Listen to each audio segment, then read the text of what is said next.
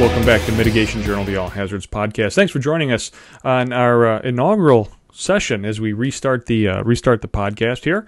It's been a while since we've had guests on the show. Matter of fact, it's been a while since we've had podcasts put up for a variety of reasons. And if you've listened to our last show, you know that we're changing our format a little bit. And in order to bring you some really good podcast information on domestic preparedness, we've had to change a few things up. So I'm very happy to say we're starting Mitigation Journal back off today. You're joining us on the very first episode back from our long break. And joining me on today's episode is Mr. Dan McGuire of CISM Perspectives. Dan, welcome back to the podcast. Welcome back as well, Rick. It's nice to have you back on the air, and thank you for having me on the first show. It's kind of cool. Thank you. Dan, today we've really got a serious topic to discuss. Today's topic was actually sent to me by one of the podcast listeners, Pauline. And Pauline, thank you very much for forwarding this story on to us.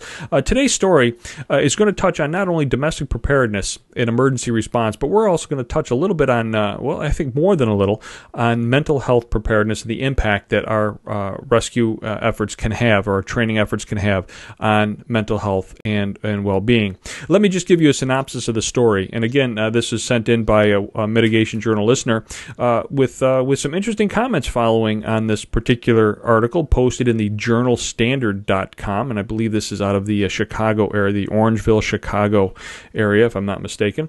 In a nutshell, this is a drill or a training exercise that was put together by school district authorities and a local sheriff's department, and what they wanted to do was to drill, and make the little quotation marks with my fingers, drill on their active shooter program, or their active shooter plan.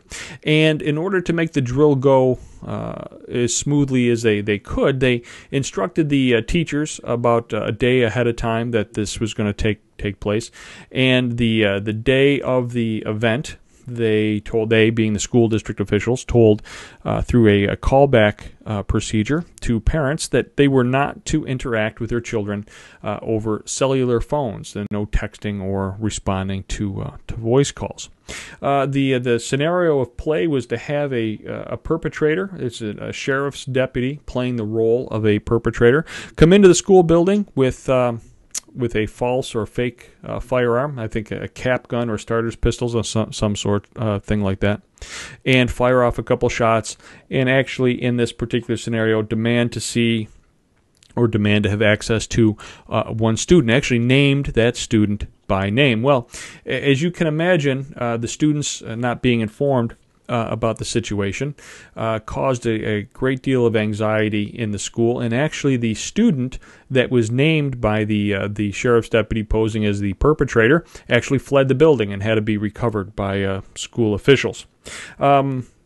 Reading the comments that have followed on the journalstandard.com's website, there's a number of people defending and ridiculing this particular situation. And those in defense say that, you can't necessarily tell everybody when a drill is going to happen or an event is going to happen.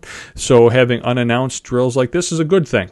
And there are people on the other side of the coin that are saying this has been a harmful, if not extraordinarily harmful, event.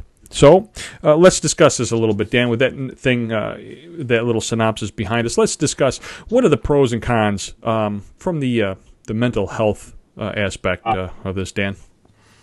Well, as you and I know, and all your listeners, that we have to drill for emergencies, especially emergencies that we don't have very often.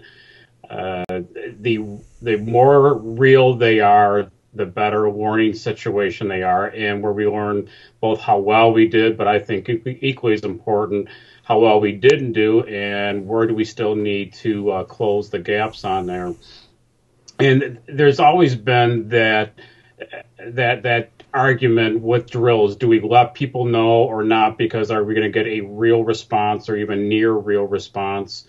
And I think that also influences the responders when they come to the drill, if it looks real, sounds real, and people are acting like it's real. So, and you and I participate enough of these drills that some are rather lame looking, but man, some of them can look like the real thing, like you just turned on to the 6 o'clock news. there's been long time arguments on how real do we make this because of the traumatic mental health potential. And that's where I think this situation may have gone a little bit too close to the edge. I as a past chief myself, I know it's important to make these realistic, to give everybody a training scenario that is real and that we can benefit from. But when you have such an extraordinary critical incident, such as an active shooter within a school setting, that alone can create quite a bit of intense terror within the student population, because they didn't know anything. If the parents didn't know anything, if they did not know this was a drill, the secondary traumatization to those folks is going to be intense. So there's a real good debate here, and I think, in my professional opinion, based on the scenario that they selected, they actually had a very real-like firearm and somebody stalking somebody else. I think that scenario should have been either shared with the students, perhaps just before. I don't know if there's a really good balance on that, Rick, but I don't think this was the best combination because of the potential of the after effects are going to be left with those few students. And when I read the article that it said something to the fact that don't tell the students unless you see somebody becoming extremely overwrought. Well, that's kind of late in the game. If somebody is extremely overwrought with fear and terror and critical incident stress, now you're starting to damage. And the big thing that I also come back to is, how are these kids going to trust the school administrators ever again? The potential mistrust with their emergency responders, and I can easily see, depending on what the individual students who are traumatized by this, what they came to school with. In other words, what baggage do they already have? Would they be able to even return to the school? So we could really be challenging these folks' ability to come back to get their education. But I'm just real concerned about the initial impact and how real that was for these kids, and then the short and midterm effects of how long is this going to last for these kids, and then how is that going to affect them from the days and weeks after.